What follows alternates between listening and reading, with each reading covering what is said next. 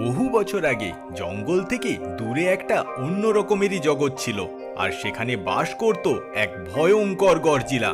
একবার সেই গরজিলার পুরো জঙ্গলটাকেই দখল করে নেওয়ার ইচ্ছে হলে সে এক সংযোগকারী মায়াবী দরজার মধ্যে দিয়ে জঙ্গলে ঢুকে পড়ে।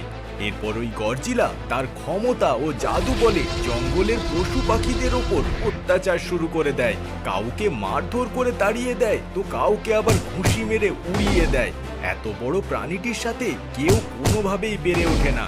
গরজিলা আস্তে আস্তে পুরো জঙ্গলটাকে জ্বালিয়ে দিতে থাকে। এদিকে এই খবর জঙ্গলের এক জাদুকরী নীলটুনির কাছে এসে পৌঁছলে নীলটুনি ওই জঙ্গলটাকে বাঁচানোর জন্য উড়ে যায় এবং ওই গরজিলার সম্মুখীন হয়।